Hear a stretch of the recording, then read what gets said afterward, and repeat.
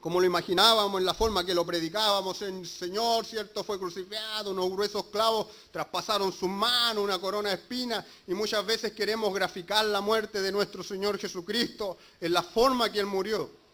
Pero no graficamos, ¿cierto?, la forma más terrible, ¿cierto?, que muchas veces nosotros hemos escuchado que nuestro Señor Jesucristo era, ¿cierto?, un valiente, ¿cierto?, no le tenía miedo a la muerte.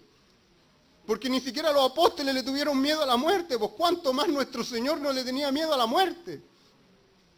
Si los apóstoles, ¿cierto?, lo llevaban, ¿cierto?, algunos murieron de cabeza, otros, ¿cierto?, torturados. Y dice la historia que sacando la cuenta, hay millones de mártires que murieron quemados en la hoguera por la causa de Cristo. Entonces, Jesucristo no tenía miedo a la muerte, pero a Él le costó un precio terrible el ser separado de su Padre. Inclusive dentro de esta experiencia que escuchaba, ¿cierto?, el Señor, ¿cierto?, cubrió de oscuridad la tierra porque Él no podía ver esa injusticia, decía.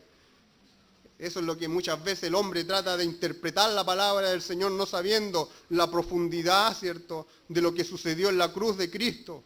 Y por eso muchas veces hay cristianos, hoy se levantan cristianos sin una pasión por nuestro Señor, que lo dio toda su vida para que alcanzase esa gracia en su vida, para que esa fe llegara a su vida, no por mérito, sino que ahora por misericordia de Dios, ahora invalidando, ¿cierto?, la ley, para que la ley ahora no nos toque en lo que corresponde a la salvación, porque ahora no vivimos conforme a la ley, no nos esforzamos en ser santos para ser salvos, sino solamente por misericordia de Jesucristo.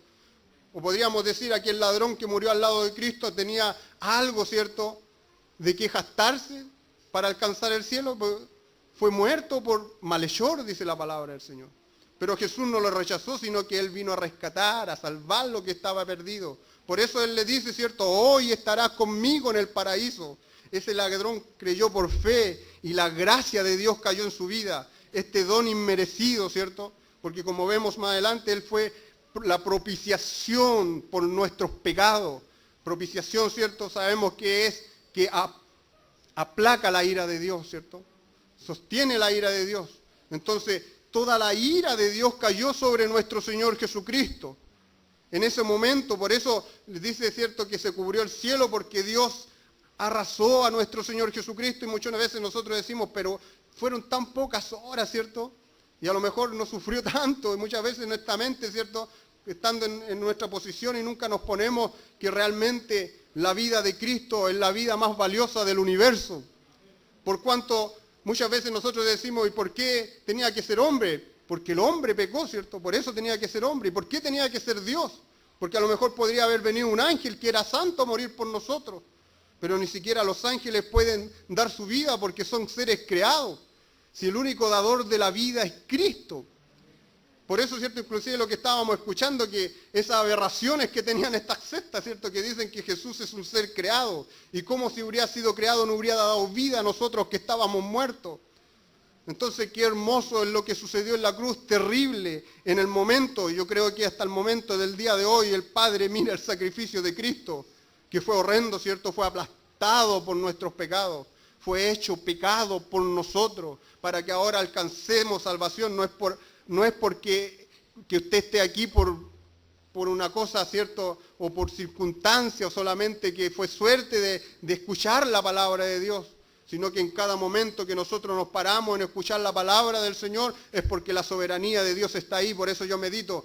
Muchas veces yo escuchaba a los jóvenes, decía, pues me hubiera gustado haber nacido, ¿cierto?, a lo mejor, porque habían nacido siempre en la cuna del Evangelio, y decían, haber tenido un bonito testimonio, haber nacido a lo mejor con unos padres traficantes. Otros decían, o haber tenido dinero, haber nacido en una cuna de oro. Y el privilegio que nos da Cristo a cada uno de nosotros es que Él determinó nuestra vida desde cuando nacimos para que alcanzásemos salvación. A mí me hizo nacer en un hogar cristiano con ese propósito, de que yo viera, ¿cierto?, a mi padre, ¿cierto?, que era un hombre huérfano de madre sorda y muda, un hombre borracho, cambiado por el poder de Dios, pero no porque Él lo merecía, sino solamente la misericordia de Dios. Entonces, qué hermoso es escuchar el Evangelio, porque esto produce vida en el hombre. Debemos, ¿cierto?, nosotros no cansarnos de predicar de nuestro Señor Jesucristo, sino que despertemos al Evangelio verdadero. Y muchas veces en nuestra iglesia no hay pasión por la cruz, no hay una visión, una realidad mayor por la cruz.